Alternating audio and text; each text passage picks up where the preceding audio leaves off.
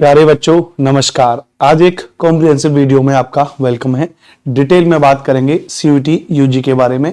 मेरा नाम है अनुपम भारद्वाज और आपका हमारे इस चैनल पर वेलकम है। सीयूटी यूजी में अपने सपनों के विश्वविद्यालय के बारे में सारी चीजें, सीयूटी कौन दे सकता है, सीयूटी देना क्यों जरूरी है, कैसे करें तैयारी सीयूटी के लिए, संपूर्ण एक चीजें हम डिटेल में बात करेंगे। सबसे पहले सीयूटी फुल नेम क्या है? Common University Entrance Test, undergraduate के लिए अगर यूजी के संदर्भ में बात करेंगे।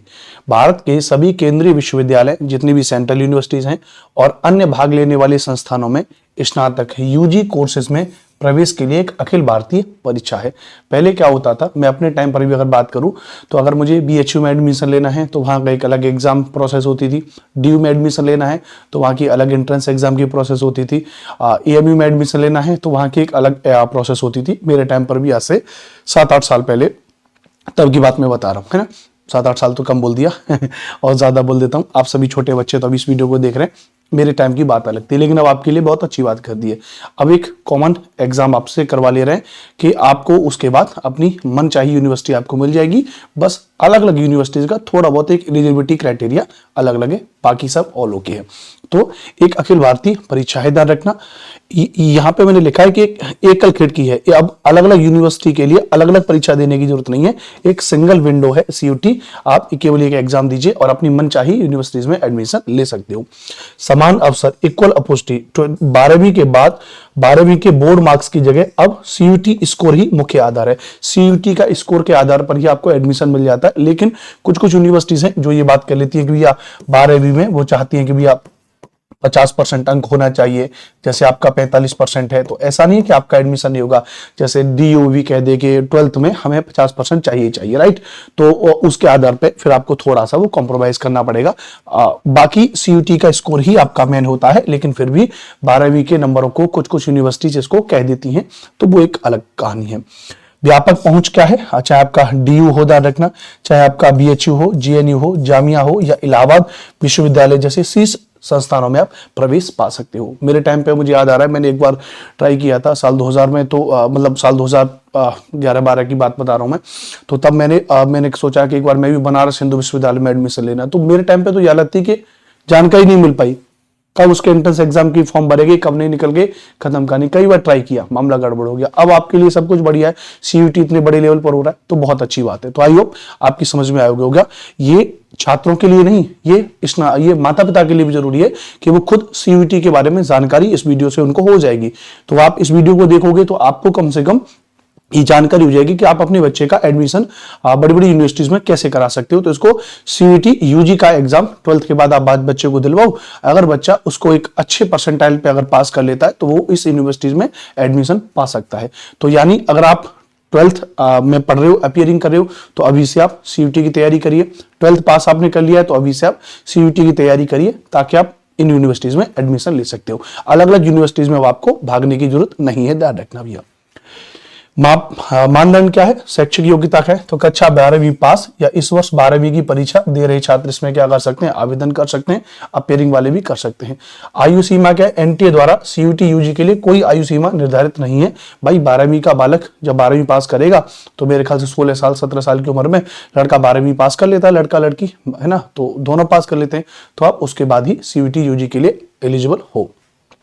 कौन कौन भर सकता है? भारत का नागरिक हो, नेपाल भूटान के विषय और तिब्बती शरणार्थी जो 1962 से पहले आए हो, पात्र हो। जनरली आप भारत के नागरिक हो और आप इसमें फॉर्म भर सकते हो।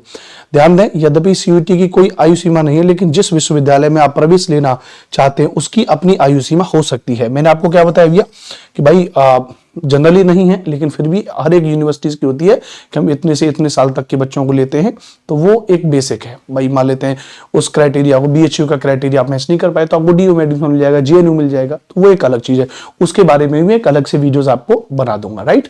चलिए, बस आप सभी बच्चों से कहना है कि इस चैनल को सब्सक्राइब करके थोड़ा हमारा मोटिवेशन बढ़ाएं। इस चैनल की रीच जितनी ज्यादा से ज्यादा बढ़ेगी, अपने दोस्तों के साथ इस वीडियो को शेयर करें जो कंप्लीट जानकारी सीयूटी के बारे में लेना चाहते हैं, ठीक है। चलो, हमने कहा कि परीक्षा मोड हाइब्रिड मोड होगा, पेन पेपर वाला होगा, कंप्यूटर बेस्ड होगा। समझिए, पहले वाला क्या था? सीयूटी 2022 में आया, पहले इसको CUCET कहते थे, 2022 में इसको CUT हो गया। तो 2022, 2023 और 2024 वाला अगर बात करेंगे और 2025 तक ये हाइब्रिड मोड पे होता था, ये हाइब्रिड मोड पे होता था। लेकिन अब जो है साल 2025 की अगर मैं बात करूं और साल 2026 की अगर मैं बात करूं, अब जो आपका होगा ये आपका टोटल कंप्यूटर बेस्ड होगा, ध्यान रखना। यानी अब जो साल 2026 में CUT का एग्जाम देने जा रहे हैं या साल 2027 में आगे जब भी आप एग्जाम दोगे तो आपका क्या है, कंप्यूटर बेस्ड होगा, टोटली ऑनलाइन होगा। आपको वहां पर एक सीट दे देंगे और एक पेन पेपर दे देंगे, उसके आप अपना क्या कर सकते हो, सॉल्व कर सकते हो, राइट। ठीक है, बात क्लियर है। आगे चलेंगे, आगे चीजों को यहां पर समझते हैं। वस्तुनिष्ठ प्रकार के बहुविकल्पीय प्रश्न होंगे, ध्यान रखना। MCQ टाइप के आपके प्रश्न होंगे। माध्यम क्या है, 13 भाषाओं में उपलब्ध, हिंदी, अंग्रेजी, उर्दू और क्षेत्रीय भाषाएं। आपके 3 पेपर होते हैं। आपके 3 पेपर में पहला जो आपका पेपर होगा वो आपका, अच्छा पेपर में तो बात करेंगे, माध्यम मतलब जो आपकी भाषाओं में ये जो है अलग अलग लैंग्वेज में अवेलेबल है। माध्यम यहाँ पर हाइब्रिड मोड में ऑब्जेक्टिव टाइप क्वेश्चन है, तो ये माध्यम अब ये जो हाइब्रिड ना होकर के अभी कैसा हो जाएगा, टोटल आपका ही CBT मॉडल पे हो जाएगा फिलहाल अभी एग्जाम में। अवधि में अगर बात करेंगे, विषयों के अनुसार अलग अलग होती है, 45 से 60 मिनट प्रति विषय होती है, लगभग 60 मिनट का टाइम होता है अवधि। अभी हम आगे बात करेंगे। अधिकतम विषय में छात्र अधिकतम 5 विषयों का चयन कर सकते हैं, 6 नहीं है, अधिकतम 5 विषयों का आप चयन कर सकते हो। मैं अभी इसके बारे में डिटेल में बात करेंगे कि आप कैसे 5 विषयों में अपना ले सकते हो, ठीक है। अधिकतम 5 विषयों में आप इसको ले सकते हो। मार्किंग स्कीम अंक कैसे मिलता है, तो सही उत्तर के लिए आपका +5 नंबर का, एक प्रश्न आपका 5 नंबर का है। अगर कोई प्रश्न आपने गलत दे दिया तो उसका -1 मार्किंग आपकी हो जाएगी, -1 मार्किंग आपकी हो जाएगी। अनुत्तरित प्रश्न के लिए कोई दिक्कत नहीं अगर आपने छोड़ दिया है तो। नकारात्मक मार्किंग से बचने के लिए यदि आप उत्तर के बारे में सुनिश्चित नहीं है तो प्रश्न को छोड़ देना बेहतर होता है। कभी कभी क्या होता है, बच्चे सोचते हैं कि सारे प्रश्न कर दो, तुक्के में कुछ तो सही हो जाएंगे, लेकिन ऐसा नहीं होता है ना, ऐसा नहीं होता है। कुछ अगर गलत हो गए तो बेकार में नेगेटिव मार्किंग बढ़ेगी, ध्यान रखना भैया। सिलेबस को अब समझते हैं। पहला जो पोर्शन होता है आपका, जिसको हम कहते हैं लैंग्वेज वाला पोर्शन, जिसमें सेक्शन ए में 13 भाषाएं हैं, ध्यान रखना भैया, और सेक्शन 1B में 20 अन्य भाषाएं हैं जो अलग नेपाली या तिब्बती क्षेत्र वाले हैं उनके लिए। सिंपल सी बात क्या है, 13 भाषा है सेक्शन ए में, जिसको लैंग्वेज वाला पोर्शन कहते हैं, जिसमें रीडिंग कॉम्प्रिहेंशन, तथ्यात्मक, साहित्यिक और कथात्मक पैसेज, शब्दावली, वोकेबुलरी और लिटरेसी एप्टीट्यूड वाले क्वेश्चन इसमें आ जाते हैं, ध्यान रखना। प्रश्नों की संख्या 50 में से 40 प्रश्न तक आपके होने चाहिए। यहां पर कह रहा है 50 में से 40 प्रश्न आपको करने होंगे, 50 में से 40 प्रश्न तक आपको करने पड़ेंगे। 50 प्रश्न आपके पहले इसके आ जाएंगे। सिलेबस भाग 2 में डोमेन विशिष्ट विषय, आपका डोमेन स्पेसिफिक सब्जेक्ट हो जाएगा, डोमेन नॉलेज वाला हो जाएगा। ये वे मुख्य विषय हैं जो आपने 12वीं कक्षा में पढ़े हैं। आपने कहां पढ़े हैं भैया, जो आपने 12वीं कक्षा में पढ़े हैं वो आपका डोमेन नॉलेज हो जाएगा। पहला आपका लैंग्वेज बेस्ड हो जाएगा, दूसरा आपका डोमेन नॉलेज हो जाएगा। डोमेन नॉलेज में जो भी आपका 12वीं आपने पढ़ा है, फिजिक्स है, केमिस्ट्री है, गणित है या इतिहास है, पॉलिटिकल साइंस है, लेखा शास्त्र है, अर्थशास्त्र है, या और जो भी आपका डोमेन नॉलेज है वो आप यहाँ पे देख सकते हो। सिलेबस का जो सोर्स है, सिलेबस पूरी तरीके से कक्षा 12वीं की NCERT पुस्तकों पर आधारित होता है, ध्यान रखना। और प्रश्नों की संख्या 50 में से 40 तक आपको करने पड़ेंगे। 50 प्रश्न आपके यहाँ पर आएंगे। अब कैसे, जो हमने वहां पर कहा था कि छात्र अधिकतम 5 सब्जेक्ट का चयन कर सकता है। जैसे मैं जब 12th में था तो मेरे पास फिजिक्स, केमिस्ट्री और मैथ था, PCM से मैंने मैथ किया था, तो 3 सब्जेक्ट मैंने अपने ले लिए। डोमेन नॉलेज में फिजिक्स, केमिस्ट्री, मैथ हो जाएगा। मैं 2 सब्जेक्ट और ले सकता हूँ, 2 सब्जेक्ट कोई और मैं ले सकता हूँ, अधिकतम 5 सब्जेक्ट में पेपर दे सकता हूँ। बाई चांस अगर मैं इनमें से किसी में फेल हो गया तो यदि मैं उन 2 सब्जेक्ट में पास हो सकता हूँ तो मुझे कोई ना कोई यूनिवर्सिटीज मिल जाएगी।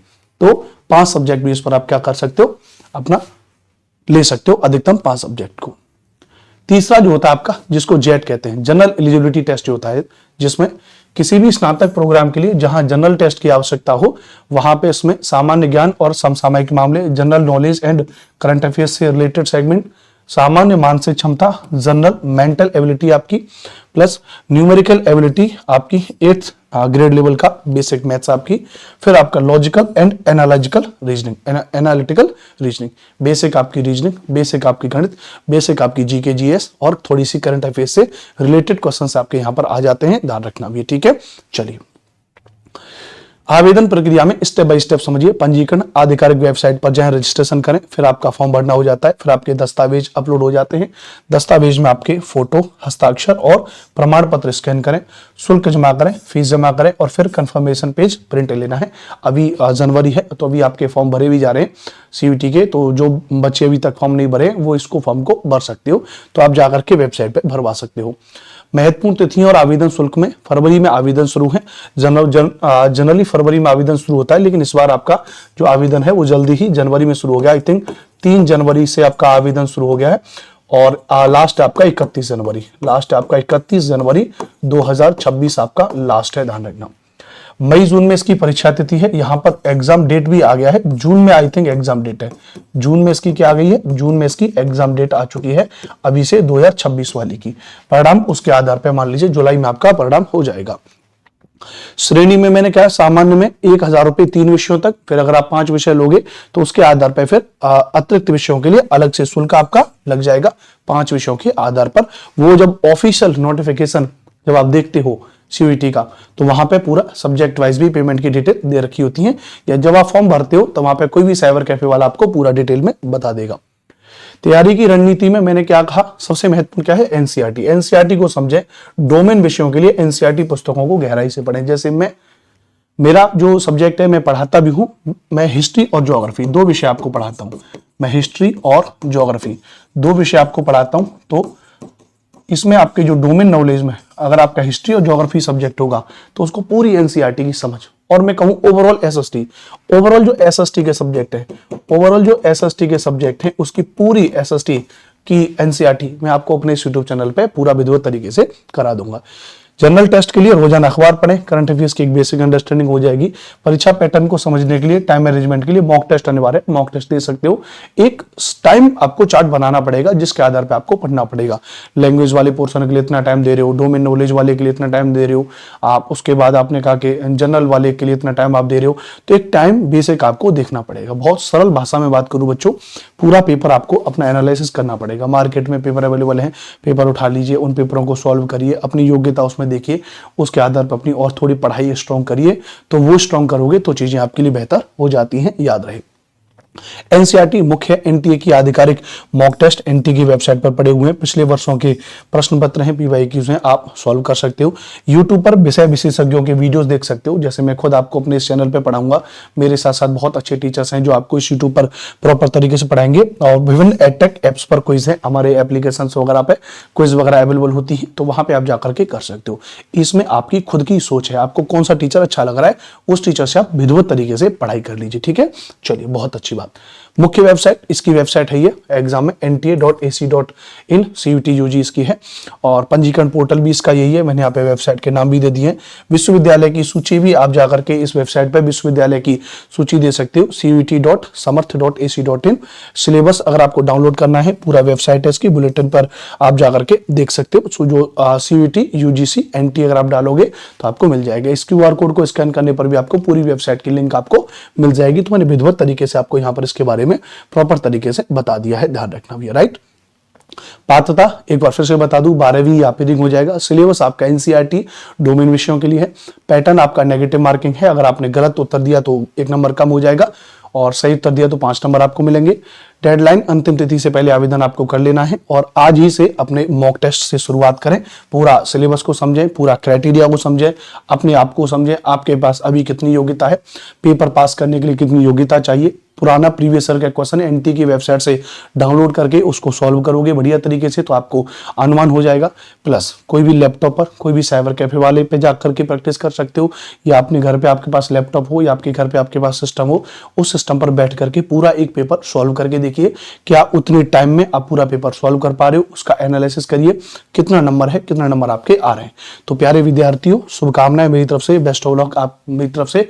मेरा नाम अनुपम भारद्वाज है, और ये पूरा का पूरा पीडीएफ हम अपने टेलीग्राम चैनल पर डाल देंगे, तो आपको हमारे टेलीग्राम चैनल्स पर जाकर के आप इसका पीडीएफ भी डाउनलोड कर सकते हो। मेरा नाम अनुपम भारद्वाज है, आप मुझे फॉलो कर सकते हो। विधिवत तरीके से मेरे लेक्चर्स इस यूट्यूब चैनल पर आपको मिलते रहेंगे। Take care, love you all, जय हिंद, वंदे मातरम। चैनल को सब्सक्राइब जरूर करें।